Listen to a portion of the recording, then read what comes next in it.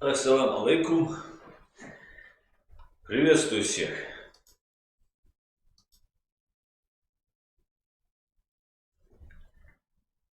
Так, ну все, отлично.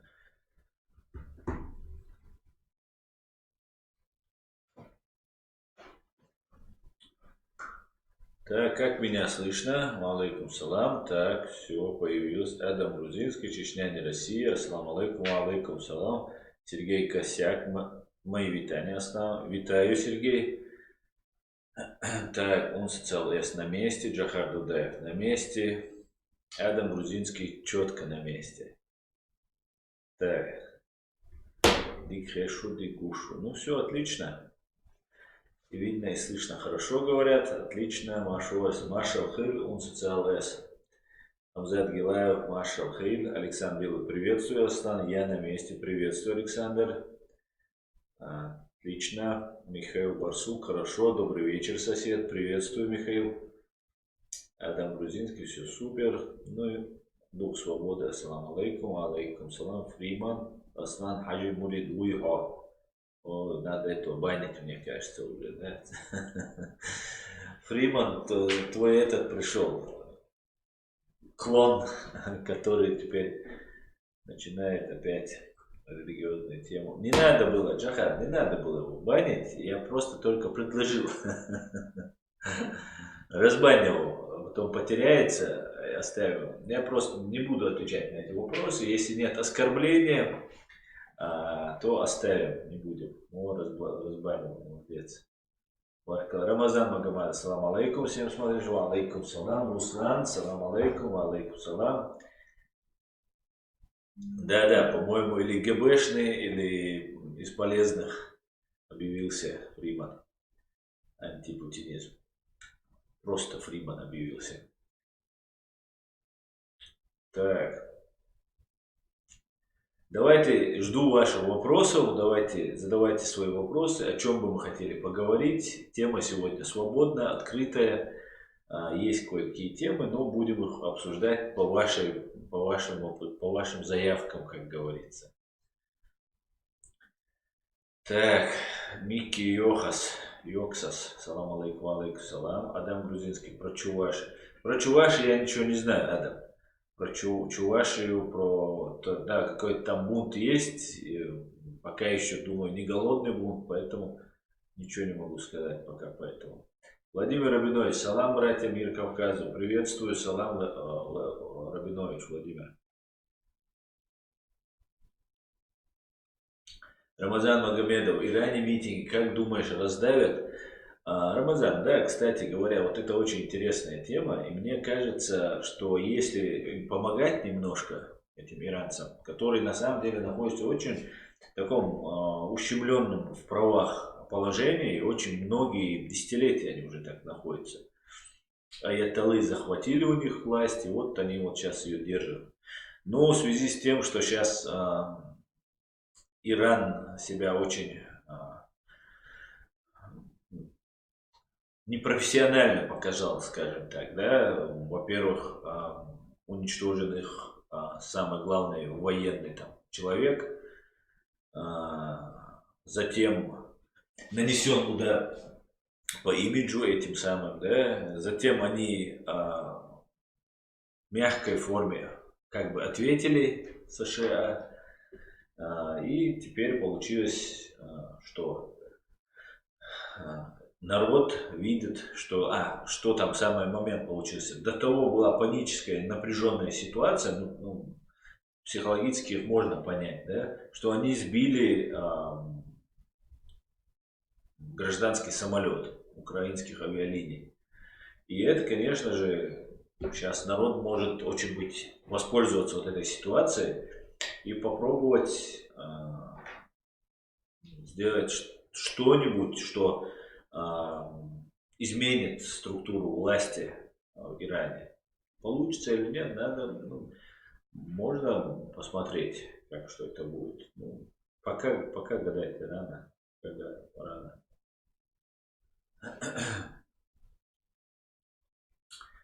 Посмотрим. ситуация очень интересная на самом деле, да, что там будет. Если изменится ситуация в Иране, она изменится в Сирии, она изменится в других вот ближлежащих шиитских, где присутствует шиитское население в странах. Потому что Иран играет самую важную роль в этом регионе, да, именно в шиитском мире. И посмотрим. Было бы хорошо, если бы Иран, конечно, стал нормальным правовым государством. И на Ближнем Востоке многие вздохнули бы.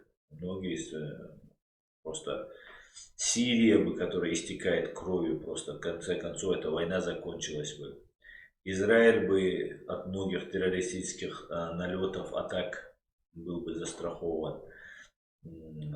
Даже Саудовская Аравия себя бы чувствовала бы получше, если хуситы их не бомбили. Много чего там может измениться, конечно. Если мир поддержит народ Ирана, то было бы хорошо, если бы произошли изменения в Иране. Имеется в виду в лучшую сторону.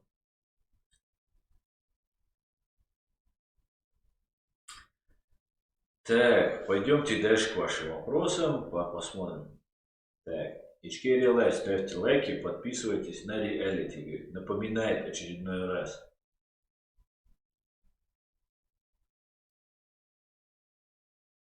Фриман Павлович душу. Я просто спросил вопрос кадыровский мунапер Цахиль Эзерс Уэлмегарду.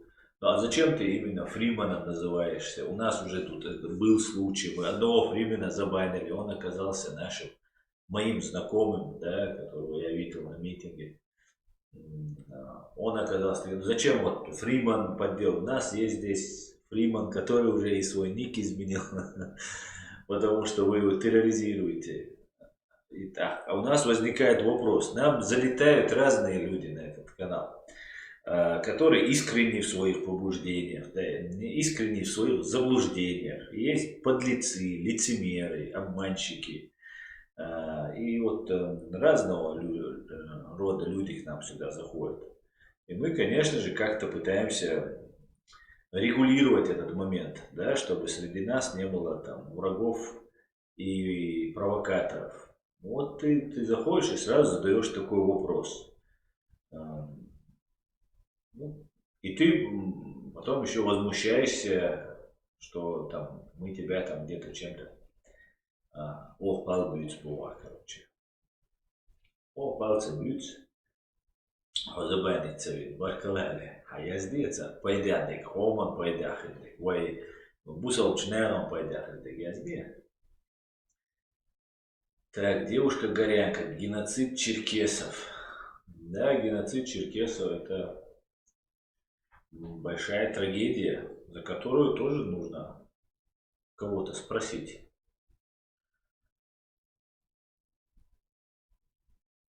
Амзад Гилев, Асан Кескес, Виллуш, Хиллах, Овил, Вельч, Даганёв, Ульфна. Да, проблемается. Я вообще, знаете, что думаю по поводу всего? Я как-то тогда затронул тему, что нужно на чеченском языке делать. Я сегодня тоже думал над этим, разговаривал. У нас в Иордании живут чеченцы. Здесь в Европе живут чеченцы, молодежь, которая растет здесь, которая говорит на всех языках мира, а по-русски очень плохо понимает. И то, что я здесь говорю, делаю, конечно, мы сейчас занимаемся контрпропагандой, донесением правдивой информации и так далее, и так далее. На сегодняшний день это нам необходимо. Но кроме этого, в истории должно что-то остаться. И те люди, которые, даже наши чеченцы, которые проживают в Чечне, через какое-то время, через 20 лет, молодежь новая, она не будет говорить на русском языке. Соответственно, и надо один день все-таки стрим по-чеченски проводить, чтобы и в Иордании нас понимали, и в Европе молодежь понимала. Мы стараемся для молодежи. И где-то, если я ошибаюсь, допустим, что-то я неправильно говорю, да, то, что я говорю, конечно, это не последняя там истина, не последняя инстанция. Но при всем при этом где-то, если ошибаюсь, можно в комментариях поправить. Здесь в комментариях, под видео в комментариях, где-то я неправильно сказал, где-то я ошибся. И это будет таким пособием для нашего подрастающего поколения, если кому-то будет интересно посмотреть, какие процессы происходили и как в таком хронологическом порядке. И это нужно делать на чеченском языке. Наверное, все-таки надо как-то мне собраться со временем, как-то распределить это время. И хотя бы час времени раз в неделю или 1,5 часа эти же проводить на чеченском языке стримы нам нужно будет. Выбрать какой-нибудь день. И все-таки надо будет этим заняться. Так что будем Далмула. Ночью матлабиться, говорит Далмула. Так, Елена Орлова, салам всем, мир вашему дому. Салам, Елена, и вашему миру дому. Спасибо. Так, пойдем дальше. Микки Йохас, Асан, как ты относишься к Бартмашу? Я к ним не отношусь. Лунный свет. Ассаламу алейкум, Асан, и всем вольным людям. Алейкум салам, лунный свет. Приветствую.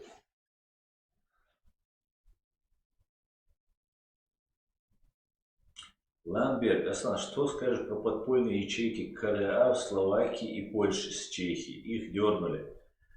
Я не знаю ничего. Я знаю, что они есть, наверное, наверняка. Я абсолютно убежден, что Кадыров там имеет так много чеченцев, не пользуется, да, и ФСБ не пользуется услугами Кадырова. Было бы очень странно, если мы так думали. Так, русские ячейки, без сомнения, конечно, есть. И без сомнения ФСБшные от чеченцев, наверное, тоже присутствуют. От пророссийских чеченов. А то, что их сейчас дернули, я ничего не слышал по этому поводу. В Словакии, в Польше, в Чехии. Я ничего пока не знаю. Если что знаешь, Ламберг, напиши. Конечно, это очень важно и интересно. Вообще, да, запомните раз и навсегда. Здесь, в Европе, мы, конечно, не можем никому запретить ничего, нарушения закона мы не можем сделать, но мы можем не дать здесь прорусским чеченам здесь заявлять о себе. Да? Их не существует. Это клопы, это предатели. Только в Европе будут ичкери кенты. Других кенты здесь не будет. Здесь будут только ичкери кенты. Тот, кто прорусский чечен, он может ехать в Россию, а здесь среди нас находиться, собирать информацию, постукивать русским, это, конечно, нам не нужно. Вот так они пальцы будут поднимать, там в инстаграмах они будут, все домой, все в любимую рашку, все туда. И я считаю, что никаких ни подпольных, ни надпольных не должно быть этих ячеек, КРА. Что такое КРА? Это ФСБ, это русские спецслужбы. Мы за то, чтобы жить отдельно от России. Есть Россия, есть Ичкерия, чеченское государство Ичкерия. Все. Поэтому мы должны, конечно, приветствовать, если их дернули, и делать все, чтобы их дергали. Нам надо, давай, чемодан, вокзал, Москва, короче. Все давай свалили.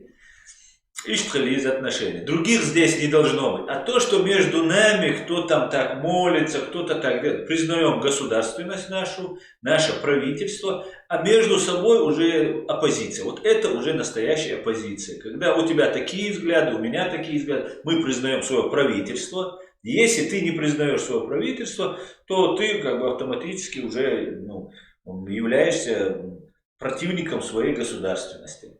Вот пришли к единому мнению, признаем правительство, признаем свои взгляды, и после этого уже выясняем, там, ты не так молишься, ты не так стоишь, ты не это сказал, ты не туда посмотрел, ты используешь не те методы, да, там слишком жесткая риторика у тебя или слишком мягкая риторика у тебя.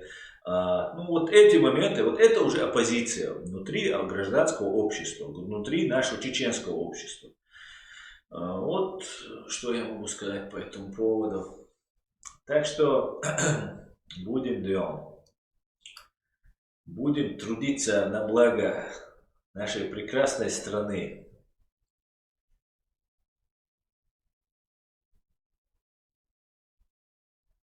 Так, وين غدا وين إيران يتعيش وين غدا يشو Иран. Так, может я не понял. Унццлс, подписывайтесь, ставьте лайки, подписывайтесь на реалити. Говорит, еще раз вам напоминает. Смотрите. Так, Елена Орлова, Лунный свет, Хамзат Гилаев. Так, все отлично. Так, Сергей Косяк. Аслан, как думаешь, еще остался дух свободы у людей в Чечне?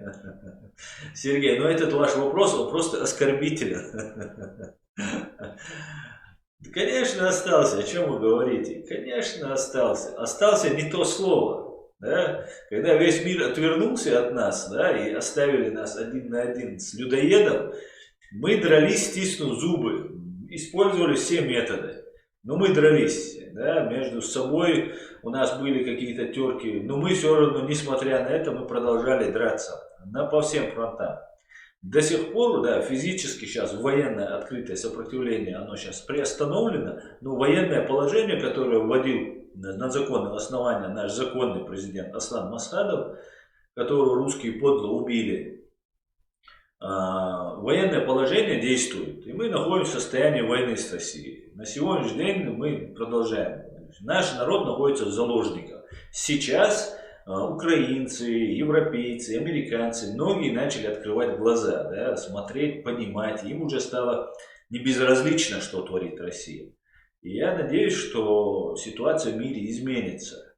А то, что чеченцы к духу свободы привержены, я вам могу гарантировать, что даже кадыровцы, которые служат России, да, так называемые кадыровцы, это российские силовые структуры, их кадыровцами даже называть не надо. Это российские силовые структуры. Даже те, кто служит в российских силовых структурах, эти люди, подавляющее большинство против оккупации, и у них дух свободы. Вот просто это те люди, которые служат России. Открою вот такую вот тайну политшинеля. Поэтому, конечно, чеченец без духа свободы, он перестает быть чеченцем. Понимаете? Чеченец — это образ мысли, это состояние души, не только кровь, там, и происхождение какое-то. Так, пойдемте дальше. Михаил Барсук, была ли Россия, наверное, причастна к сбитому самолету? Если вы над Ираном, который был сбит сейчас недавно, я думаю, что, я не знаю. Вероятно, нет, раз Иран взял на себя. У России такая репутация, что говорит, да, нет, уже все. Уже как та вольная женщина. У нее уже репутация просто ниже плинтуса. Так, давайте перейдем. Что случилось? Ой, зависло. Так, я тут немножко перемотал.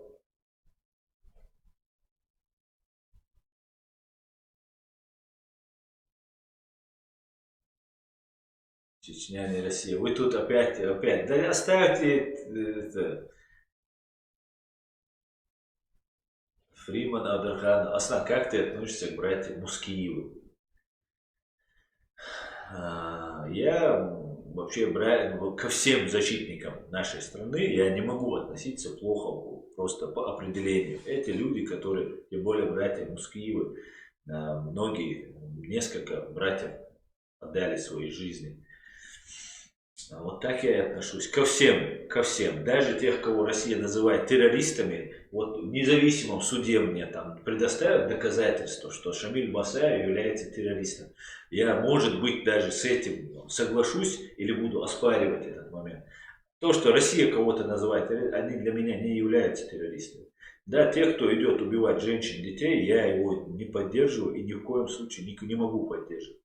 Но Мускиевы и другие наши защитники, которые воевали, кем бы их Россия не называла, что бы там, какие ярлыки на них не вешала, это люди, герои нашего народа. И они такими останутся, как бы я к ним не относился, как бы кто-либо другой не относился. Там тот же Тархан, который сейчас вроде живой, кто у нас, Вадалов, Асамбек. Этих людей я видел и по Ютубу смотрел их постоянно и восхищался этими людьми. И я буду восхищаться всю свою жизнь. И вне зависимости, как бы я к ним не относился, хорошо или плохо, для истории эти люди, Мускиевы и другие все наши рядовые наши бойцы, которых мы многих фамилий, имен не знаем, они будут увековечены в памяти нашего народа. Но мы увековечим их имена, когда установится наше свободное государство, мы увековечим их на бумаге, вот такого плана. Я вот так отношусь и к Мускиеву, и ко всем остальным. Да, лазот, обал, говорите, массе, такеланче, дин бисанчан, да, мукшалвет, воин ишеву инах. Они должны жить. Это наши ветераны, которых мы должны носить на руках, наших ветеранов. Динаш Вулкш, Динаш Бютшунаш, Юхили Аллаши, Асбуаши, тоже такая, тоже категория есть. Тоже. Ишта Бютс вообще Асбютса Шавайцен Ахевчмо. Охумантя Дуко Мускиева Арсан Ахегамбол на Бютсас. Мусли Тарил Эскиагаш Бютсас, Шавек Бютсас, именно Ценлелок. Ценцелелаш, к сожалению, был мугаривой. Ишта Бютсой. Так, поехали дальше. Аслан, ассаламу алейкум, дук. Юй, передача, Гулеля. Боя. Так, передача началась 21 минуту назад.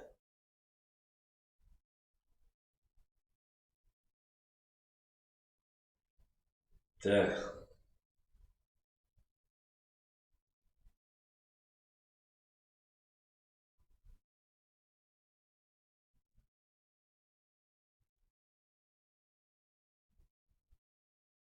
Арт 777. Зачем флаг США повесил?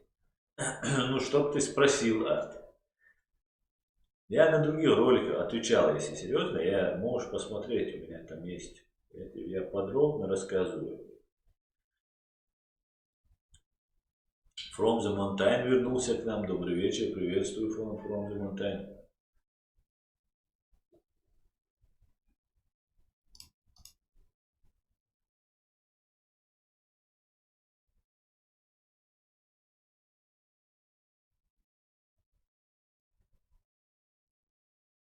Так.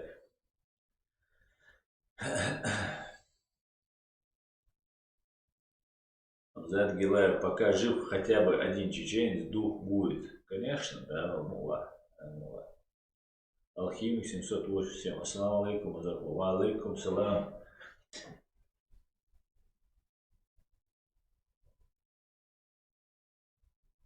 Давам.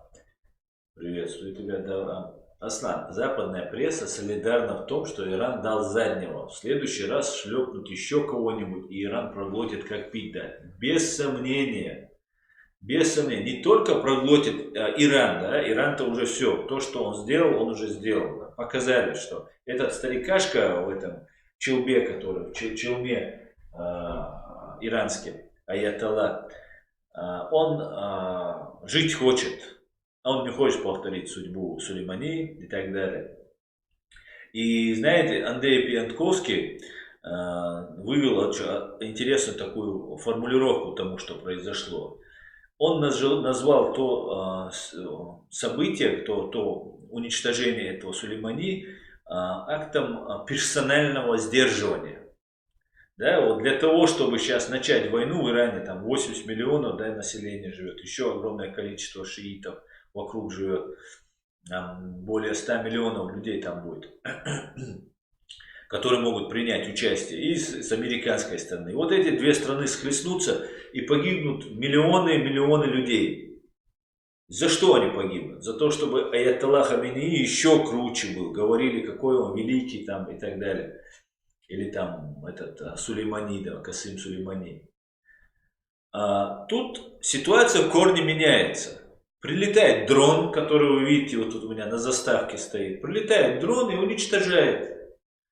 Первое лицо, допустим, если уничтожает, второе лицо, допустим, не посмеет применить. Или, допустим, не первое лицо, а второе лицо уничтожается. Например, уничтожают, например, в России Золотого, Виктора Золотого. Или Платона, или как Николая Патрушева. да, который тоже вот так, по макушку просто в крови, да, в человеческой. Ну, Кадырова, Рамзанчика, тоже можно. Он раком грозил, кстати, да, Америку поставить. Его можно там уничтожить вот этим дроном. И что делает Путин в ответ? А ничего он не делает. Потому что он не может начать ядерную войну, потому что в этой ядерной войне он уже погибнет сам. Он же король, да, он же у них недоцарь. Вот этот недоцарь не может из-за Золотого, который его холоп, да, его подчиненные, из-за него погибнуть он сам не может. И теперь ситуация в корне изменилась. Например, дрон может с расстояния 50-60 километров запустить ракету, которая точно, как мы видели, попадает в цель. И уничтожается вся колонна. Бронированная у тебя машина, не бронированная. Это тебя не спасает. Ты даже не знаешь, откуда все это прилетает к тебе. Ты едешь, и тебе просто в салон залетает там ракета, на которой написано там USA.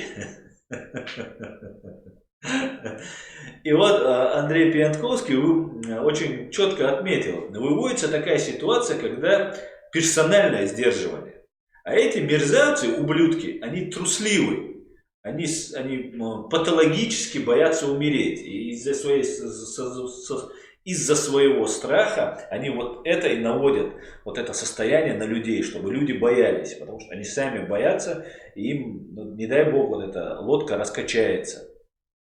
И вот вся ситуация, в принципе, если Америка решит таким способами, да, делать свои какие-то там политические вопросы, конечно, это очень опасно, Америке это может понравиться, и Америка может просто там направо-налево, как Путин, например, проводит в Великобритании ядерный теракт, убивая там Александра Литвиненко при помощи радиоактивного полония. При этом много людей страдает, да, это такая точная как бы, попытка убить была. И ничего сделать России нельзя. Англичане могут, в отместку убить какого-нибудь там человека, и все, на этом заканчивается. Польша, например, потеряла 100 человек свое руководство. И ничего сделать нельзя. Против войны даже убили весь твой состав элитный. Да, все руководство Польши было уничтожено. В наглую прилетел без стыда и совести на место своего вот этого преступления прилетел Путин, постоял, посмотрел. И ничего сделать нельзя. Точно так же, например, проводятся разные террористические акты, без сомнения. И ничего опять-таки поделать нельзя. И вот это может понравиться американцам. У них ведь намного мощнее ядерное оружие, которое не у себя в шахтах взорвется, а которое долетит и взорвется куда надо, если кто-то к ним полезет. Таким способом, если Америка начнет решать дела, то, конечно же, это принесет быстрый результат для Америки, но для нас и в мире, с правами человека, конечно, можно там как-то злоупотребить вот этим таким удобным правом уничтожать президентов или там первых военных лиц, министров обороны, допустим, уничтожать. Да, и ни один министр обороны потом не посмеет себя назвать министром обороны, если там Америка выпустит закон, что мы будем уничтожать министров обороны любой нам враждебной страны. Да, например, к Шойгу прилетит ракета. Ну и что, нет Шойгу. Был Шойгу и нет Шойгу. И это очень, конечно, опасно. И для этого, конечно же, нужно, чтобы Америку как-то можно было контролировать под этим. Да, Сенат это будет американский делать, какие-нибудь другие международные институты это будут делать. Но это отдельно же другая история. Но то, что сегодня можно вот так уничтожить человека, да, всю колонну со всеми машинами, да, кто там в этой колонне находится, то это как бы много раз задумается теперь Путин, допустим, доехать до Кремля по Кутузовскому проспекту, да, перекрыв все машины. Он тогда в каком-нибудь Пежо или в Рено будет ездить там, как будто это обычная машина. Поэтому ситуация, конечно, в корне меняется, и персональное сдерживание, оно очень изменит теперь ход истории. Да? На глазах все меняется, и как мы видим, это тоже такой показательный такой Ну, вот этот день уничтожения вот этого Сулеймани, это его нужно запомнить. Хотя до этого, конечно, американцы еще где-то и в других местах уничтожали там и террористов, и плохих парней. Но вот такого плана, конечно, эта операция была сделана очень профессионально. Да. И вот, короче говоря, ситуация вот сейчас может измениться. И я советовал бы с Путиным разговаривать именно с этой позиции. И Дональду Трампу, и всем остальным разговаривать именно с позиции силы. Потому что по-другому они не поймут. Я понимаю, что надо самим прийти к этому, и американцы придут, некоторые пришли к этому, да, пытаются донести свою позицию. Ну, посмотрим. Если американцы чем раньше придут, первые лица Америки, придут к этому, тем мир станет чище и лучше. Так, давайте поехали дальше. Алекс, ассаламу алейкум, Асан. Как ты думаешь, русские, они рабы? Алекс, алейкум салам. Ну, смотри, конечно же, в том понимании, в котором рабство нам сейчас мы помним, да, крепостное рабство там или какое-нибудь, которое было там в Америке, это, в других местах, да, тут в Европе это рабство было, оно, конечно, отличается от этого. Но при всем при этом по менталитету русские, большая часть русских, они рабы. Им не нужна свобода. И это говорю не только я, и не мои только наблюдения. Хотя у меня есть большой опыт общения, я посмотрел, пообщался. Есть очень хорошие, порядочные люди. Но вот этот рабский менталитет, вот этот, ну как еще его обозначить? Ну рабский менталитет это в целом так трусливый менталитет, когда ты боишься против власти что-то сказать, видишь бессилие, и ты отступаешь назад. А вот то, что этого рабского менталитета нет, это когда ты знаешь, что ты погибнешь, ты знаешь, что нет смысла выступать, но ты не согласен мириться вот с таким положением вещей, где ты в правах урезан по сравнению с другими.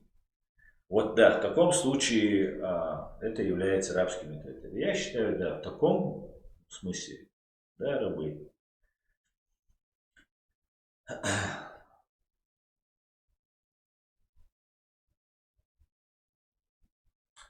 Так, мне прислал донат. Монгол Азиат. Дублирую вопрос. Как ты относишься к представителю Рамзана Кадырова в Германии и его деятельности по рекламированию пути Ахмада Хаджи в Европе? Я вот твой первый вопрос не зачитал. Да? Спасибо за донат тебе. Как ты относишься к представителю Рамзана Кадырова в Германии? Я много раз уже об этом говорил. Каждый раз, наверное, вы там наслушаетесь от тузиков каких-то вещей и приходите и мне постоянно об этом говорите. Я еще раз говорю, я вот только в начале этого стрима говорю, что я категорически против, кроме Ичкери, Кенти, здесь никого не должно быть. Рекламирование пути Ахмада Хаджи Кадырова, они занимаются не в Европе, хотя в Европе тоже, а в целом вообще они занимаются, да, рекламированием. Потому что они в Инстаграме их там лайкают в Москве, кто в Москве живет, кто в Чечне живет. Поэтому, конечно же, ну, этот вопрос, который ты мне задаешь, он мне неуместен вообще, чтобы ты мне его задавал, понимаешь? Ты просто, не понимая, о чем ты, вот ты специально заплатил, чтобы выяснить это, мое мнение по этому поводу. Но я миллион раз говорил об этом. Миллион раз говорил хлещи вещи, говорю. Я говорю у себя в ролике, что этот Дугазаев это клоп русский, русского ватника. И там вызываю один на один, все говорю. И там кто-то вырезает мой ролик и говорит, что я имел в виду, что не хотел бы с ними ссориться. 1,5 часа я говорил на разные вещи, и там ошибиться нельзя было. И люди вот так говорят. И, конечно же, на вас доносится неправдивая информация. Вам лгут. Вас обманывают, монгол азиат. Вас очень сильно, если ты вот так ко мне задаешь вопрос, у меня здесь вообще вот сколько ты видишь людей, кто сейчас пишут, общаются, 400 человек нас смотрит. Эти люди прекрасно знают, как я отношусь. Поэтому твой вопрос, он просто не имеет основания быть задан мне. Ну, раз ты задал, я тебе отвечаю. Конечно, я борюсь с этой деятельностью. Я вот сейчас, в данный момент, именно этим занимаюсь. Я провожу митинги, я привлекаю людей, я пишу в Facebook постоянно. Ну, делаю, что могу. Присоединяйся. Так, пойдемте дальше к вашим вопросам.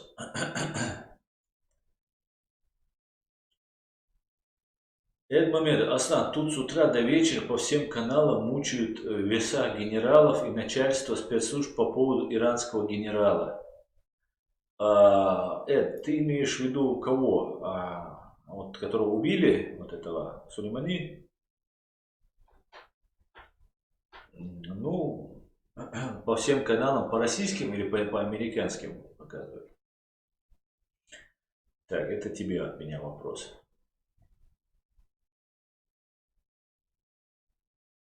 Да, Фриман. Испытание химического, бактериологического оружия, медикаментов по уровню смертности от онкологии. Чечня в первой строка в мировом рейтинге. Абсолютно верно, Маждат. Абсолютно с тобой согласен. В Москве есть онкоцентр, самый большой в Европе, да, на Каширском шоссе находится. Так вот, мне как-то доводилось туда какое-то время туда посещать его. И в этом онкологическом центре не было ни одного дня, чтобы он самый большой в Европе. Там огромное количество людей, самый большой, сам по себе вот этот массивный такой. Не было, чтобы я не встречал там постоянно вот приходящих, уходящих, больных, посещающих, чеченцев, чтобы там не было. Это те, кто до Москвы доехал. В основном у нас там лечится в Ростове, где-то там в других местах, во временно оккупированной Чеченской Республике. Конечно же, нет достойного, даже по сравнению с том, что есть в России, нет достойной медицины. Поэтому вот онкология, да, нас убивают. И это, знаете, когда в Ираке была война, я здесь тоже делал по этому поводу кое-какие записи, кое-каких людей я там поискал, ну из-за там загруженности, а если малу и осталось у меня это, мне еще нужен был там человек, кто говорит сносно, да, ну хорошо, на английском языке или немецком. Короче говоря, немецкие журналисты поехали в Ирак и там проводили расследование. По-моему, это немецкие были журналисты. Так вот, в Ираке после войны началась вспышка онкологических заболеваний. Так вот, когда эти онкологические начали выяснять, откуда они появились, стало ясно, что вспышки онкологии возникают из-за того, что американцы применяли ракеты с урановыми зарядами. Не знаю, насколько это правда или нет. Тут есть, надо поискать, тут есть репортаж про это.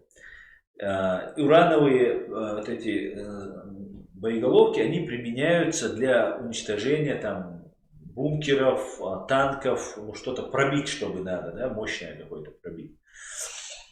И урановые боеголовки, начиненные ураном, эти боеголовки применялись, изготавливались, сейчас вроде бы они уже сейчас запрещены или как-то они под контролем, не знаю точно. Они в русских вот этих бомбах, которые еще с советских времен хранились, они имеются. И вот я так думаю, что дополнительно к тому, что они и так нас травили, без сомнения, они там испытывали все на нас оружие и, наверное, специально и вот эти радиоактивные вещества нам закидывали. Потому что люди находятся в заложниках, в этой стране на сегодняшний день полностью контролируется вот этими русскими оккупантами. Так вот, несмотря даже на то, что они, наверное, и это применяли, но есть, скорее всего, большая часть вот этих зараженных идет от применения вот этих боезарядов с ядерными начинками, с урановыми начинками. Например, у нас в Катар-Юрте, они вот это наш населенный пункт сравнивали, и там огромное количество было применено вот этого оружия. И у нас, именно в Каталюрте, я то, что слышал еще, когда я в Москве жил, постоянно говорили, что вот рак привезли, умер, увезли. Вот это у нас было. Встретить, проводить, там, посетить больницу. Вот это у нас постоянно слышалось, связано с Каталюртом. Конечно, и в других районах, конечно, тоже это все применялось и, скорее всего, есть. Плюс вот эти болезни, осложнения, говорят, еще на психологической почве дополнительно к этому происходит. Когда ты постоянно в стрессе находишься, в депрессии, отсутствие работы, отсутствие финансов, моральное, психологическое ущемление, убийство, ну и так далее, и так далее. Конечно, тогда появляются разные болячки.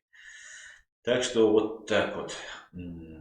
Так, давайте тогда дальше. Сейчас я почитаю, донаты мне прислали. Эд задонатил, спасибо, Эд. Салам Аслан, тут по всем каналам начинает администрация президента, генерала, иначе спец была угроза американским базам и гражданам Америки. Если бы ее не было, то у Трампа было бы большие... Если бы ее не было, то у Трампа были бы большие вопросы.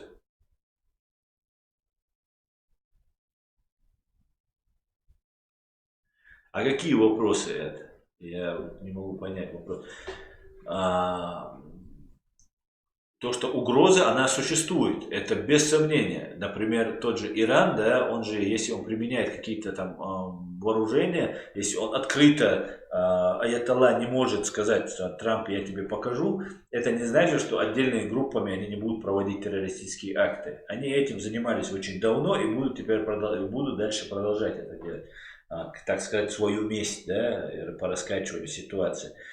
Поэтому, конечно, американцы сейчас находятся. Именно прошлый стрим поэтому так и назывался. Боже, храни Америку.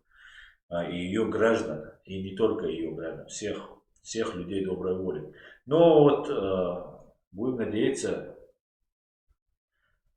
что силенок не хватит у них. Будем надеяться. Надеюсь, что иранский народ свергнет власть и изберет себе законную, нормальную, цивилизованную, гуманную, человеческую власть. Так, еще один донат. Монгол Азиат задонатил. Так, как ты считаешь, что должно произойти, чтобы военные или полицейские поддержали обычный народ России, которые мечтают свергнуть путинскую бандитскую систему, повышение пенсионного возраста до 100 лет? Твое мнение? Да, Монгол, это очень сложный вопрос, мы на него каждый день пытаемся ответить. Дело-то в том, что вот сейчас до тебя вот Алекс А задавал вопрос, считаю ли я русских рабами. Вот именно в этом и заключается вся система, ну, вся суть русского народа, да, народ России. Обычный народ России, да, он бы поднялся бы, но его начнут убивать. А русские, по большей части, да, государство образующее, да, как они любят про себя говорить, народ, они не готовы сопротивляться. И у них вот воля к сопротивлению очень слаба. Они готовы где-то взбунтануть, но, знаете, сейчас то, что происходит над чеченцами, то же самое происходило долго над русскими, самими русскими. И самый главный враг этой гибни — это русские. И над русскими они преуспели больше всего. Вот. Потому что русских больше, русские более опасны в этом плане, и они, конечно, имеют больше прав там, потребовать какие-то соблюдения прав. Поэтому среди них проводилась огромная работа. И в этом смысле, вот то, что сейчас проводится над чеченцами, нас пытается атомизировать, сделать отдельными друг от друга, чтобы мы не стали единым каким-то вот обществом, гражданским обществом. То же самое производится над русскими. И раньше у них история не дает ничего хорошего, чтобы они стали какими-то вольными казаками, потому что были в крепостном рабстве, потом в коммунистическом, в советском рабстве были. Как бы неоткуда взяться вот такого Стеньки Разину, который бы вот сейчас там все это поднял бы. Ну, есть у меня по этому поводу мнение, конечно же. И мое мнение, что вот даже вот этот народ, который атомизирован, не имеет волю к сопротивлению, по большей части боится свою власть, да, как огня, они готовы под пули чеченцев лезть, украинцев, грузин, ну вот чтобы власти не перейти. Я считаю, что больше склонен к тому, что если будет давление необходимое, верхи в России ослабнут, и им надо спасать свои миллиарды, да, как-то они уже все, уже истории, как олигархи, там все такое, они будут разобщены в конфликте, и в России будут голодные бунты. Вот когда вот эти бунты начнутся, и вот такого плана может произойти изменение, и начнется вот откол, развал империи. Мы здесь, нас очень много здесь, мы должны консолидироваться, объединиться, выработать план действий. Ну и, конечно же, рассчитывать, что Соединенные Штаты Америки поставят конец вот с этой, на этой империи зла, ну, когда-нибудь. А так, ну, как, когда это произойдет, я пока не могу сказать. Пенсионный возраст, как ты видишь, не спас их от этого, не вывел их. Для них что 67 лет, да, или 65 лет, что 100 лет уже разницы нет, потому что люди в основном умирают, не доживают до этих 65 лет. Так, поехали дальше.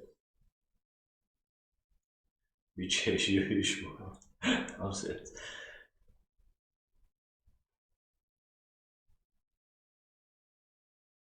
Ермук Саиф, Трамп, помоги, в Украине бой идет. Да, Ермук, расскажите нам, что там происходит, где идет бой. Чечня не Россия. Запретите все спиртное в России, на следующий день будет революция, отвечаю. Да. Германия. Asnalayış Kezgiu, Вистрел Визбор. И там целок Алды Дукан. Так, рубайте Бицева, Аснажок Клубов. Аслан, скажи, чтобы ставили лайки, говорит Джахар Дуда. Ставьте лайки, друзья. Так, рубайте, Хубар,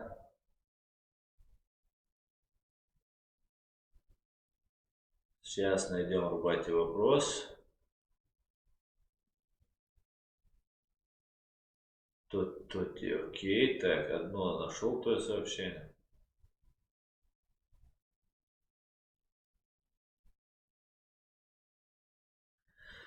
Так, рубайте, я зигай вопрос.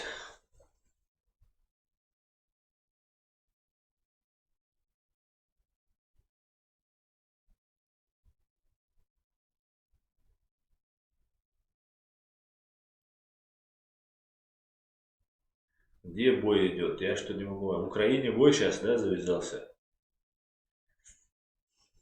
Так, я просила помощи, говорит Рубатель. Так, что-то я не понял. Просила помощи, говорит.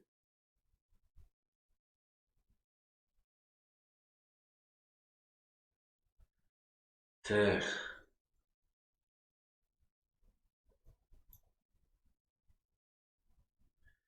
Так, леди. Идея на чеченском отличная. Проведи стрим с Джаф Исмаилом из Иордании. Он есть в YouTube и в Фейсбуке. А через него и других ночи узнают о канале реалити. Мегар Дудалмула. Ириос ночи махта. Ладно, мюсалиди.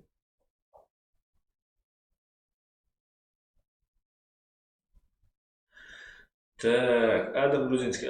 После развала РФ кто будет нам платить эти самые сатисфакции или репрессивные? Как-никак, но это истина, и мы придем к этому факту.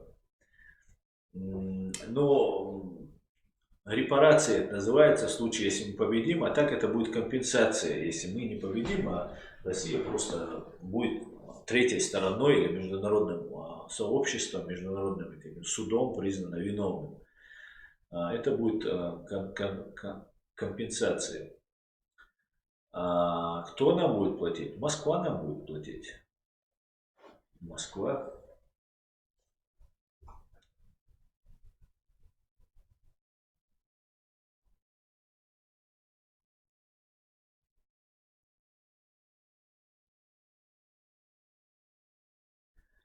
ГПУ тут. Что думаешь насчет единого федеративного кавказского государства, равное количество представителей от народов и обязательное вступление в НАТО? Очень хорошая идея. Ее надо дорабатывать, обсуждать, разговаривать. Но, конечно же, вот именно это то, что я говорю. У нас должно быть федеративное Кавказское государство, Кавказский союз. Тот, кто хочет, тот, кто не хочет, тот должен остаться в России. Да. Никаких претензий никому. Но у нас будет свой союз. Грузия и Ичкерия имеется, Ингушетия имеется, я думаю. А остальные, я думаю, тоже захотят. Тем более, если у нас все будет отлично, то почему бы не захотеть к нам прийти? Все захотят быть. Очень, именно так я считаю. Равное количество представителей от народа, но это уже можно там дорабатывать, обсуждать, разговаривать, конечно, конечно, должно быть так. Обязательно вступление в НАТО. Если мы вступим в вот этот военный союз НАТО, да, и у нас просто будет время развиваться, и мы будем очень успешными, поверьте. Так, Макс Гартнер, салам алейкум. Витаю, друзья из Украины. Салам Машал, ду Аслане. Ва алейкум салам. Макс Гартнер, Машал, Хиль, Машвой.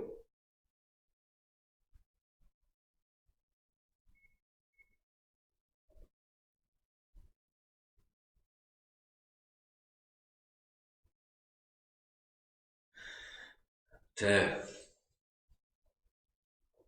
Рубайте Мицаев. Аслан, ты приедешь на призыв Совета Старейшин 7 марта? Мечаю, Рубайте, это в Берлине будет, да, этот? Где это будет? А что за призыв? Я пропустил. Сун Гирцерцига, Дюч. Ну, я что-то пропустил, наверное. Март, 7 число, я не помню. Я вот видел, Олимпаш там был, Докудаев был, Хезер там был. И они о чем-то, ну, они говорили, и ну, дату они вроде не объявляли. Если что, конечно, если нужно, я, конечно, приеду.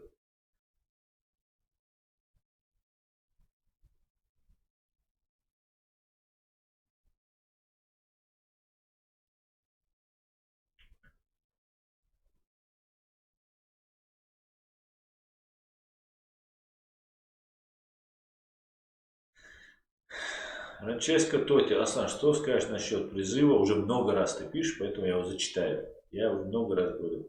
Я просто не хочу в это влезть, Франческо Тоти. И ты меня в это втягиваешь. Ты мне заспамил вот эту всю эту своим вопросом. Что скажешь насчет призыва организации Барт Маршал? По мне это не призыв, а попытка дискредитировать правительство Чили. Но если не признавать правительство Чили, то это, конечно, его дискредитация, как по-другому. А так, мне это вообще не интересно. Представитель этого Барт Маршал мне одновременно там с Сайдамином одни наезжают, этот без объяснения вообще, я даже не понял, что произошло. Очень грубой форме, очень наглой форме, что он передо мной бы не говорил бы, он поэтому по WhatsApp, по Facebook мне говорил. Это представитель Барт Маршал. Барт Маршал со мной больше никто не связывался, чтобы по этому поводу как-то мне объяснить. Я не понимаю, какой Барт может быть вот с таким человеком. Поэтому мне вообще Барт Маршал мне не интересно на самом деле. Это они чем занимаются, там других дел много, если кто хочет заниматься, можно другими делами заниматься, можно другими делами заниматься. Ну, кто как хочет, тот занимается. Я веду блог, я правозащитник, и я ни в какой власти не состою. У меня никаких портфелей нет, я никому ничего дать не могу. У меня есть законная власть, которую я признаю, в лице Ахмеда Закаева и его товарищей. Это наша законная власть. Другой власти нет. Я считаю, я разбирался в этом вопросе, я это не от себя, они мне никто не родственники, я их никого не поддерживал никогда, я никого лично не знал, да. Я этим вопросом разбирался, потому что я решил сделать какой-то свой вклад в это дело. Да, и я посчитал, что вот это очень, ну, без громких слов, ну, посвятить свою жизнь этому я решил, да, для того, чтобы мой народ в таком тяжелом положении находится. И кто кроме меня будет более объективным в вопросе, где моя власть, кто представляет мою власть. Кроме меня, ну, как я, наверное, я сам знаю, да, если я собрался. Я объективно в этом разобрался, объективнейшим образом. Ахмед Закаев и его правительство Чеченской Республики Ичкерия является законной властью. Другой власти не существует. Эти люди сохранили преемственность власти, сохранили институты нашей власти, да, которые необходимы для существования государства. За это отдельно им каждому Олман Си орден овца. За то, что вот именно этот момент они уберегли. Но это их прямая обязанность была, если кто-то как-то ошибается. Поэтому это уже история будет рассказывать, насколько они хорошо это сделали, насколько это все правильно сделано или нет. Но у нас есть законная власть. Экзилии, изгнание. Эта власть называется, потому что это есть юридический термин такой. Правительство, если мы просто называем Чеченская Республика Ичкерия, правительство Чеченской Республики Ичкерия, это было бы ненормально, когда ты находишься, если ты правительство, у тебя должны быть бюджет, налоги там, и так далее, там, в правительстве министры, силовые министры, другие, третьи, четвертые. Вот это все как бы есть, должно быть. Поэтому всегда добавляется экзили, изгнание. И ничего оскорбительного в этом нет. Оскорбительно находиться здесь и говорить, что это оскорбительно. Мы же все уехали. Массана Волшмабу и Лаской. Даже не надо туда ехать. Здесь вокруг этих и кадыровцев, и прорусских чеченов, и русских здесь, оккупантов и врагов, которые нас здесь убивают, тоже вполне хватает. Поэтому играть на чувствах разных людей, что нам не нравится. Да, может не нравится. Мне не нравится, что моя страна оккупирована. Мне не нравится, что, например, там у нас в Женеве, например, мы приходим, нам там от нас нос воротят. Да? Мне это не нравится, это меня оскорбляет. Ну, такова ситуация в мире. И что мне теперь делать, что там какой-то там чиновник в Международном институте меня не хочет, потому что ему там как-то это политически невыгодно, и, еще может какие-нибудь миллион причин, в том числе и незаконных причин. Может быть, мы должны бороться, мы должны продолжать свое дело. Мы должны продолжать свое дело. Я по поводу Башт-Маршо, я ничего о них не хочу говорить, ничего не знаю. Они занимаются своим делом, я занимаюсь своим делом.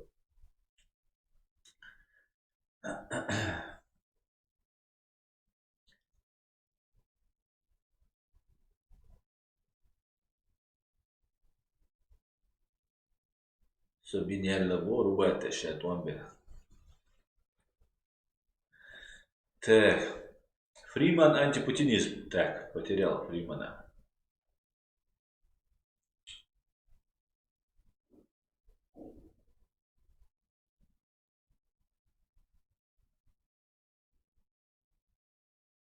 Рубайте Митцея. Аслан, они против Закаев. Их враг один Закаев.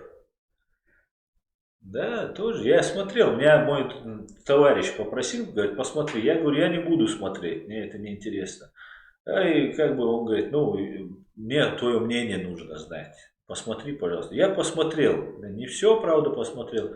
Но большую часть посмотрел. Я видел, что Бешхельча Кусхаул Олшсагуль. Что тебе? Я просто сейчас опять втягиваюсь, это меня вообще не касается. Еще раз говорю.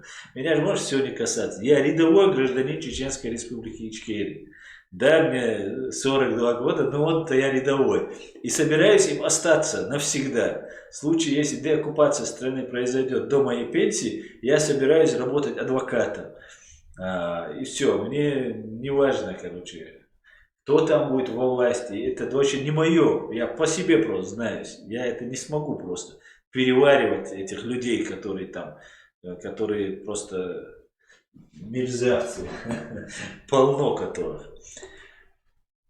Закаев, Регвик, Почалк, Ятьбо, и все. В моем понимании. Я по-другому это никак не понимаю. Нет, не вытянут. Закаева вытянуть тадел, жвайда хиттан, тяги вытянуть тадел через ситуации. Дох, даркой. А что, давахты, хавахты, что это вообще? Ладно, все-таки не оставили, меня втянули в это. Франческо Тоти, а сам, мне было интересно твое мнение, как мнение коллеги. Да, это было, коллега. А вот так, куда же нашло? Вы еще не будешь бом. Так, Рубайте Мицео, Аслан, так, это мы уже говорили. Фриман антипутинизм. Барт Маршал хочет сделать ИГИЛ в Чечне после деоккупации. Нет, я так не думаю, что они хотят ИГИЛ в Чечне. Но ИГИЛ, Тузиков Мойсу, который сел рвет просто. Ратыри, алацалоч. Так, пойдем дальше.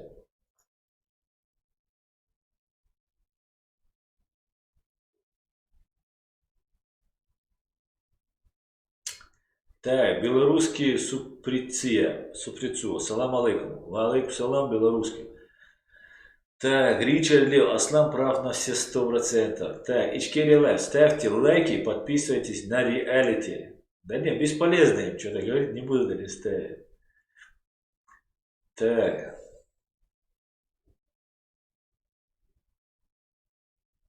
Вильпесен культа, никаких игилов не будет, только демократия. From the Mountain, красиво было сказано.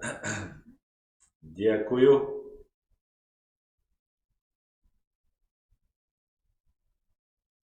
Вильпесен культа, Близа, залогинься. А, вон что и близается. Да, по моим данным, это скорее всего Кутаев сам это делает. Да. Так, территория МАТ. Аслан Снисбо на международном уровне вы независимое государство, ларьявое правительство, есть законы. В ином случае сепаратисты, которые отделяются от России, ол тазардуа. Да, совершенно верно. Рубате, я царь, еще я царь. Так, Анзор Ринон. Напрасно Закаев ляпнул, что Кадыров тоже заложник. Андрей Рено, ну, мы можем ошибаться. Я уже каждый день провожу, 2 раза в неделю провожу стрим по 1,5 часа. Уже я столько наляпал, что мне можно, ну, просто можно меня уже да, списать. И делалось, да, причем как делалось из выдумки, так и реально то, что я сказал, могло переиначиваться, переделываться и так далее. Но давай возьмем так, является ли Кадыров заложником? Да я считаю, он является заложником. Заложником той ситуации, в которой оказался его отец, который перешел на сторону русских и сделал. Кадыров, почему он заложник? Не потому, что он за нас, нет, он не за нас. Он заложник, потому что он не нужен русским, понимаешь? Русским он не интересен. Русские его ненавидят просто. Вот то, что сейчас атаки на него там разных сторон нападают. Это же русские его ненавидят. И как только не станет Путина, Кадыров пострадает. А кто он как не заложник? Это заложник той ситуации, в которую его отец привел. Его отец, когда перешел на сторону русских, он все. А этому уже как заложник, он стоит над заложниками, да, как в концлагерях, да, были. Над ним стоит из них же, из пленных. И вот он их и убивает, и стучит на них, и доказывает.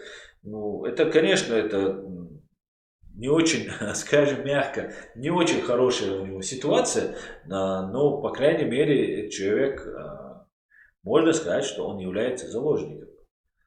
Он является, и все вокруг, кто есть, они являются заложниками. Другое дело, освободят ли от ответственности такого заложника? Я не думаю, что его освободят. Ему деваться некуда.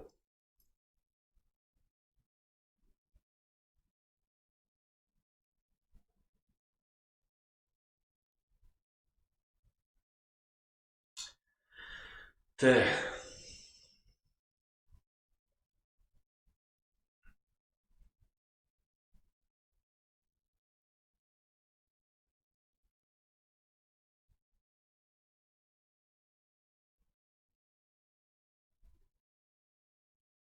Рубайте Мицаева. Кутаев в Европе и проводит встречи. Куратор приехал. Да, что-то интересно. А куда же не может уезжать? У него же этот был надзор. По-моему, 2 года надзора. Наверное, ты ошибаешься. 2 года же вроде не прошло, как его освободили.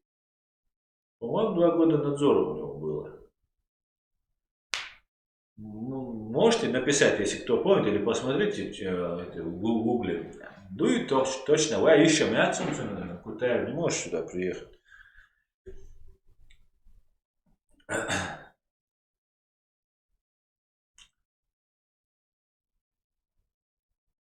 Может, да, для этого создают этих авантюристов со своим правительством, чтобы дискредитировать Закаева. Самое главное, что ничего не может дискредитировать Закаева. Ну, Закаева даже, если можно, наше правительство нельзя дискредитировать. Ахмед Закаев это не один человек. Там много-много лиц, которых вы не видите. Да? Я много уже многих знаю, и то я знаю не всех. Каждый раз я кого-то для себя открываю, да, что вот человек тоже доверенный свой человек. И нас огромное количество. Нас победить невозможно, понимаете? Они не могут просто так. Я не знаю, почему мы вот столько времени просто сидим, молчим. Нам, конечно, раны залезать надо, там это, то, все сделать надо. Но теперь вот все. У нас огромное количество. Но мы должны подчиняться закону. Не что вот я такой, я могу. Нет. Если ты хочешь показать, где я могу, у тебя есть место показать. Я даже могу тебе дорогу показать. На Google Maps точкой отметить, куда можно поехать. Да, я имею в виду нашу оккупированную страну. А так мы должны почать низамц. Рилка, низмя. У нас супер перспективы, господа. Ситуация меняется. Да, мула. А это, да, это идет дискредитация. Попытка дискредитации правительства, чтобы вот народ, который массово не следить за всей этой ситуацией, чтобы они думали, ну, есть там, знаете, как помнишь бы, этот за русских, этот за русских, этот за там, Басаев за русских, Дудаев за русских, этот, кто там еще был, еще кого-то. И ты думаешь, да, все они за русских тогда, а в чем вообще сыр-бор тогда вообще, если все они за русских? И вот ты думаешь, да, не буду я ни с этими и ни с этими. Да ну их, они все за русских. Вот это для этого и делается, чтобы если ты не можешь эту истину опровергнуть, ты ее просто пачкаешь, грязью прилепляешь, говоришь, ценуати, иштуати. Так,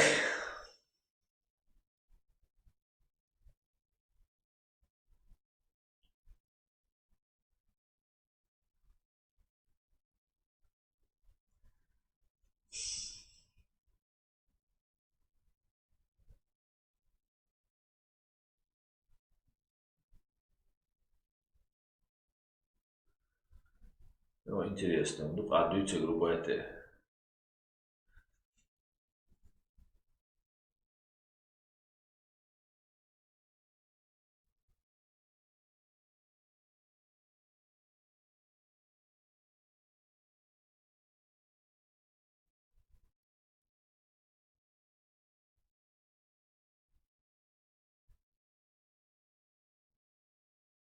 Так, Рубайте Митяева. Этот закон для нормальных заключенных, а не для недоверенных Кремля.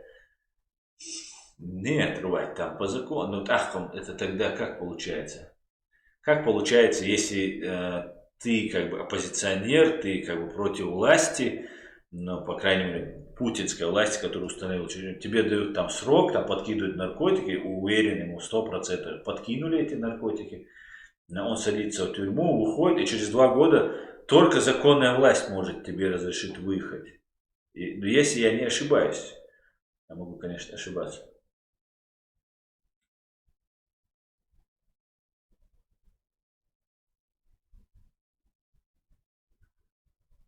Так,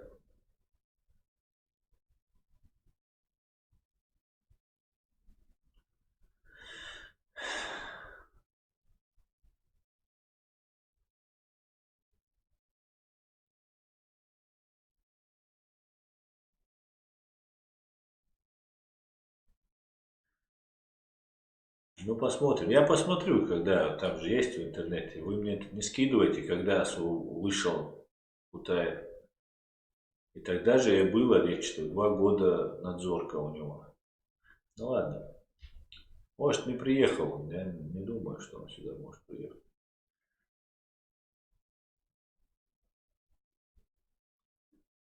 Анзорина, Тоти, все он делает ради Путина, осознанно и с удовольствием. Какой он заложник. Анзор, не Бог, конечно. В том понимании, конечно же, он не заложник, да, в том понимании, которое ты в это вкладываешь. Озбогче нафтита. Так, Чирхо говорит, Кутай вышел 17. Тогда все, тогда у него 20-й год, уже надзорка закончилась.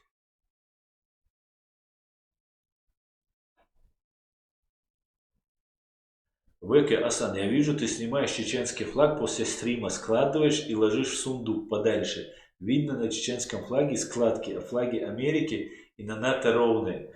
Ну, нет, на самом деле, американский флаг, он тоже мят. И это тоже, вот посмотри, тоже мят. Я вообще, как бы, они все эти флаги, которые у меня висят, я их снимаю и иду с ними на митинги. Ну, чаще всего с нашими я иду, а так я брал и натовский, и американский брал, и на марше брал, и на митинги буду брать и так далее. Поэтому они у меня, в принципе, тут и висят. Я их снимаю и иду. Это мои рабочие флаги. Вот этот мой рабочий флаг. Один у меня, много у меня уже разобрали их, на митинг приходишь, кто-то отберет его и не возвращает. Ну, по-хорошему, да. Один у меня там испортился, там, и так далее. Короче говоря, и поэтому они у меня постоянно складываются. Какие это у меня? Все в рабочем виде.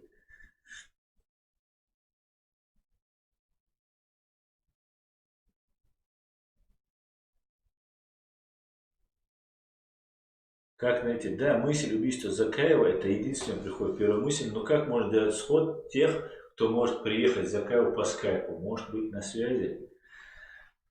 А, Они могут, конечно, убить Закаева, да, Аллах Туэлевой, но это не изменит никакую ситуацию. Ничего не изменится. Я абсолютно уверен, что у Закаева уже этот план в случае его гибели, он уже тоже есть. Это было бы странно, его не было. И ничего не изменится. Все, ничего не изменится. Нам нужно вот закрепиться и дальше продолжать работать. Ничего не изменится. Убьют они Закаева, убьют они кого-нибудь другого. Ситуация не изменится. Все, обратный процесс пошел. Этот процесс неотвратим. Он отвратим только для тех, кто отойдет в сторону и не захочет в нем участвовать. А так процесс, исторический процесс пошел в обратную сторону. Маятник, да, качнулся в другую сторону. Теперь пошел обратно. Поэтому могут они кого угодно убивать, но ситуация не изменится.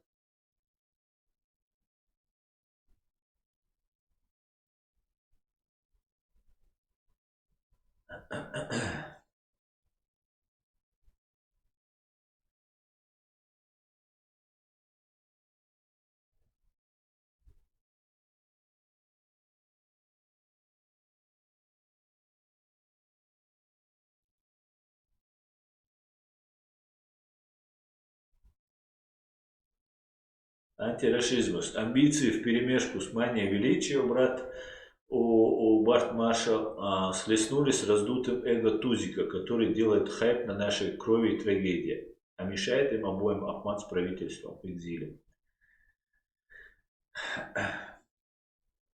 Адам, любыми путями они хотят убить Закаева.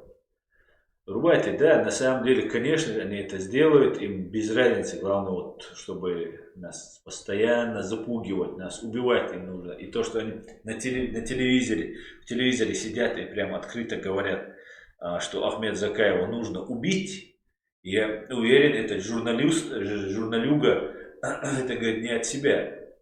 Потому что он начинает говорить, что Ахмед Закаева нужно убить. Если бы наша ФСБ убила бы Ахмед Закаева и отчиталась бы, что было бы хорошо и так далее.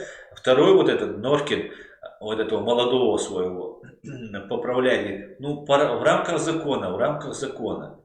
В рамках какого закона? Русского террористического закона. Да, ну вот это случай чего, что как бы ну, журналисты открыто призывают убить человека, проживающего официально открыто в Великобритании. Этот человек не представляет никому угрозу, его пытаются убить. И, конечно, они будут это делать, рубать. Они будут всячески пытаться убить и Амада, и это. Но они ничего не изменят. Ничего они не изменят. Не изменят, да, Аллах.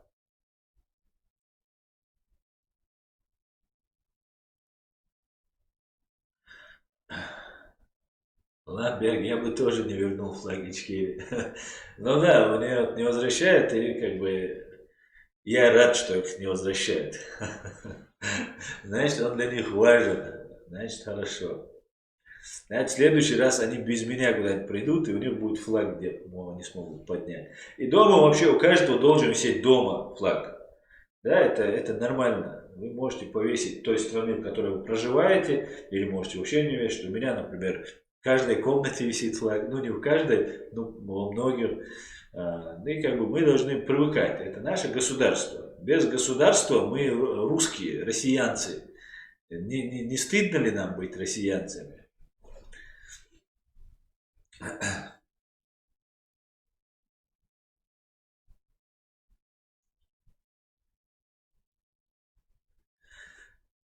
Так, ночи из Германии. Аслан флаг и борт мечаю. Нет, на флаге у нас нет толка. Это настоящий флаг, а флаге волк это наш герб. Рубайте меча. Помните, как Хултыгова позвали и убили? Помним, рубайте, помним. Да, Аллах Туайлуайн Закаев, да, Алш Уэйлис. Из-за Масуш Аллах Туайлуайн.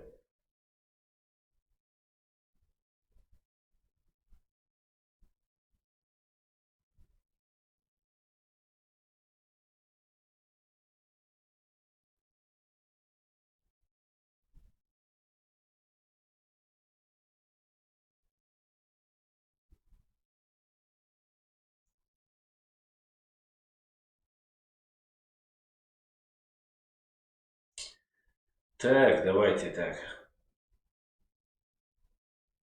Белорусский супретив, говорит мой ник, это белорусский супретив.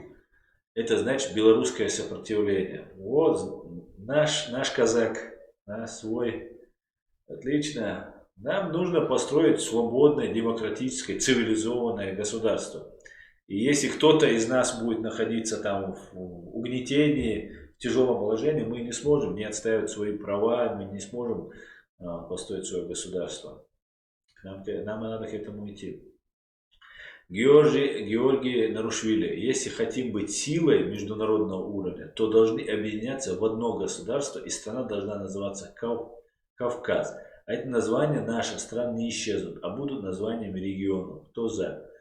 Я за то, чтобы мы были бы Кавказ единое государство, даже Соединенные Штаты Америки, да, United States, State это же государство, да, переводится. Это объединение 50 государств, United States of America. И то же самое мы могли взять Кавказский союз. У каждого да, будут свои границы, да, название регионов или название государства это будет. Ну, у нас будет единая армия, единое, допустим, да, это все я говорю, допустим, я ни к чему никого не призываю. Если мы захотим, наши народы договорятся, да, пока только, ну, пока еще мы не готовы, чтобы был Кавказский союз. Но эту идею мы сейчас должны уже говорить, работать над ней. Она должна быть четко сформулирована быть. Единая армия, единые деньги, экономическое пространство единое, ну, таможенное какое-нибудь, да, единое получается пространство. Ну, только за, я только за. Это самое важное, что мы можем сделать. Чтобы нас никто не обижал, да, чтобы мы как были защищены, как тот же Европейский Союз.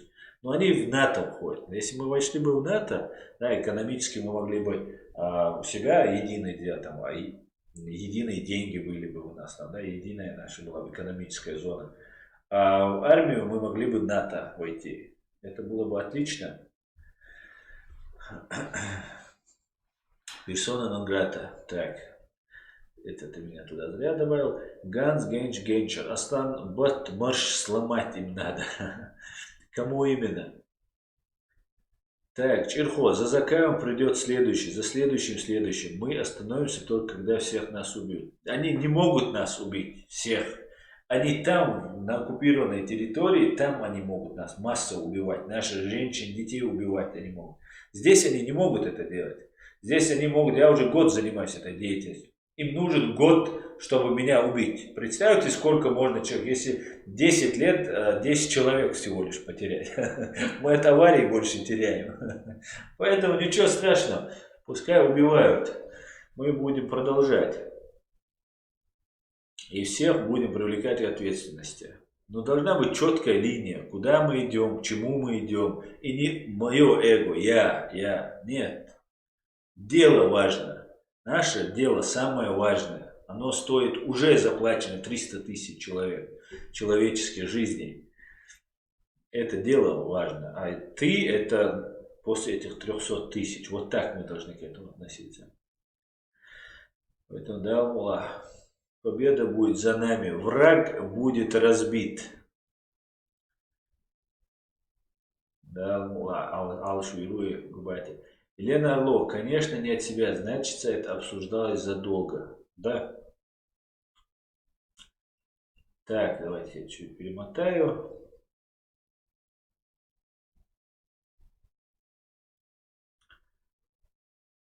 Георгий Нарушвили, только не должны допускать третью силу, чтобы не взорвать нас изнутри. Согласен, конечно.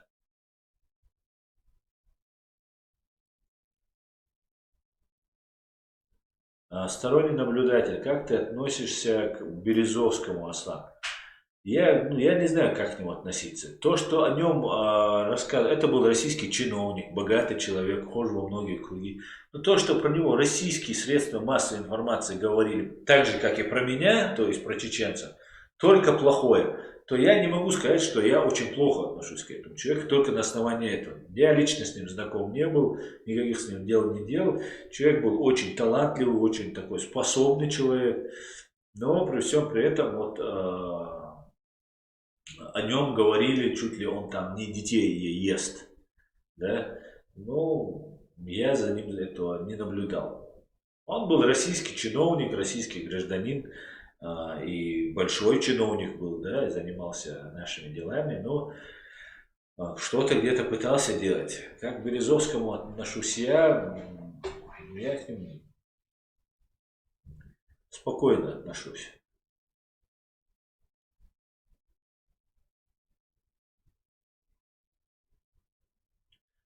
Асна, как насчет того человека, которого вербовали для убийства чеченских представителей в Европе? Что с ним случится, и когда ты его опубликуешь?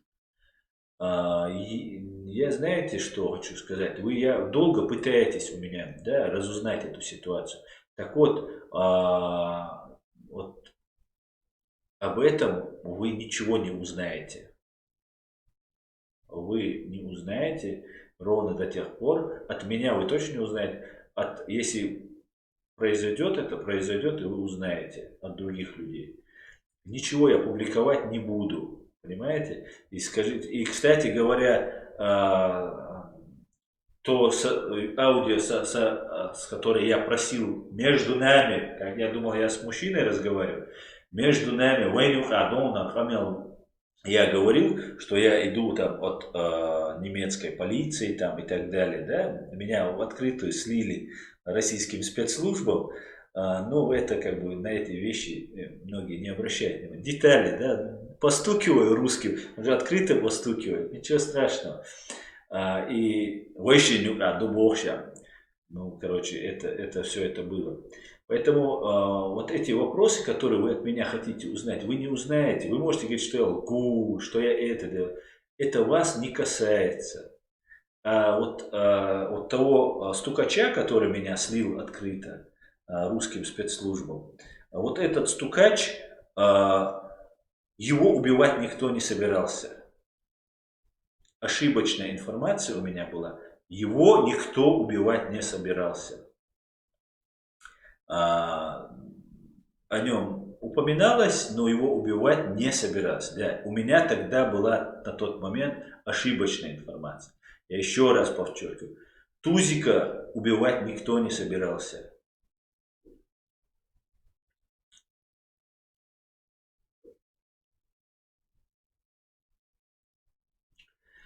Так, пойдем дальше. Так что можете не спрашивать меня вот про эти вопросы, что случилось, что я опубликую. Я опубликую то, что я захочу. Вы, я вот вижу, откуда ты, приблизительно понятен предыдущий твой вопрос. Вы работаете в том направлении. Я занимаюсь своим делом. Да? Вы работаете на русских, я работаю на чеченцев. Так, Рубайте Аслан, Интерпол чуву лехчун худовой. Дейр игума диц ди, что Рубайте, давай сейчас стрим закончится, я тебе позвоню. Игум дюйцер, да, игум дюйцер, давай. А по поводу этого парня, там адвокат занимается этим вопросом. Этот вопрос на контроле у меня. Мне там дали там бумаги, на которые мне надо ответить. Ну, в общем, я картину о положении у нас в Чечне должен. Ну, это на месяцы мне просто работу мне дали. Так, займись, да? А там вопрос, конечно, там нужно, адвокат должен этот момент решать. Шхырю ситуации, но этот вопрос нужно не по телефону лично обсуждать. И надо попробовать сделать все, что мы можем сделать. И думай, Рубайте.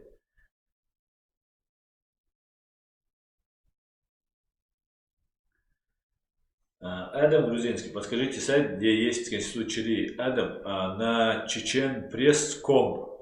Там поищи, пожалуйста, там где-то я видел, мне кажется. В правительстве сайт, это наш сайт, это наш официальный сайт правительства Чеченской Республики. Чечен пресс, чеченпресс.ком, по-моему так. Ермук Саев, Березовский привел Путина в Кремль. Нет, Ермук, это Березовский так говорит. На самом деле нет.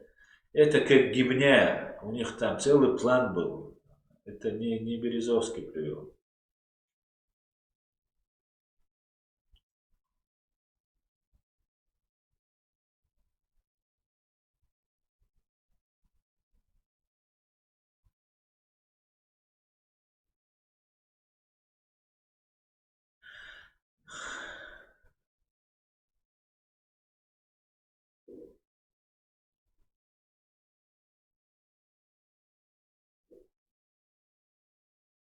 Как-то Путин, да, вот, чеченпресс.ком. Черхо, напиши, пожалуйста, полностью чеченпресс.ком. Или можете прям ссылку скинуть, если будет. Это наш сайт, наш правительственный сайт. Вы можете там посмотреть. И паспорт там же можете себе заказать. И координаты там есть. Там, пишите им, они... Да, вы вот так должны требовать от своего правительства. Вы должны к нему обращаться, лишь не в прессе, там, не в Ютубе сидеть, там, какие плохие, Ахмед Закаев не вытащил кого-то, кого задержали и так далее. Нет, пишите на Чечен Пресс, требуйте от своей власти вот таких дел. Чем они смогут, будут помогать. Но если они где-то не выполнили какие-то сам кто-то, да, я, например, представлял бы, допустим, Ичкерию, и вы ко мне обратились, я не выполнил свои там, прямые функциональные там, должностные обязательства. Это все правительство же не виновато, виноват я, что я не справился. Или же ты видишь мое плачевное, тяжелое положение, приди, помоги, или скажи, отойди, Аслан, я буду делать сам. Лучше тебя. Вот такого плана должны быть вещи. Вот это уже тогда мы работаем на свою страну.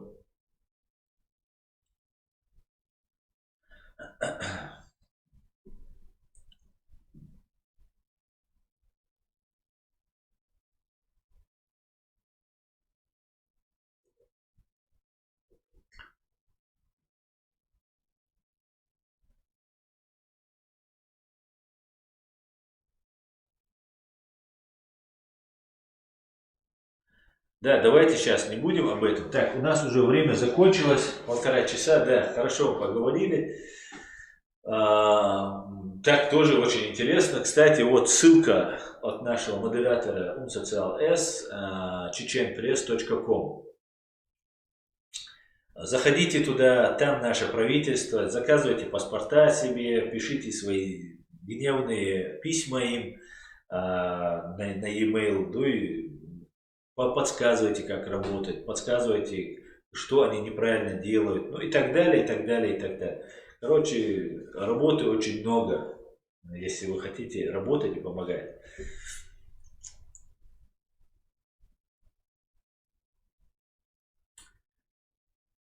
Так, давайте сейчас тогда поехали.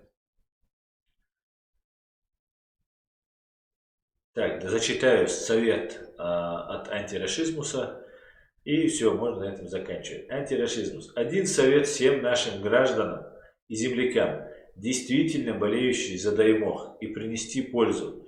Не распыляйтесь на бред сумасшедших и чушь тузиков, проводите культурные мероприятия, каждый на местах. Абсолютно с тобой согласен, полностью тебя поддерживаю. Всем всего хорошего, приятно было с вами пообщаться. Следующий стрим произойдет, я так планирую, в среду на чеченском языке. Да, Алла, если все получится, то в среду начнем на чеченском языке вещать.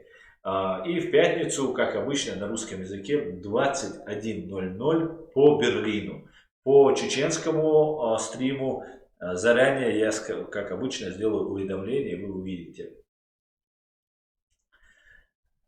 Все, ассаламу алейкум, всего самого хорошего, спокойной ночи. И вас тоже храни Аллах, рубайте. Всего, до свидания.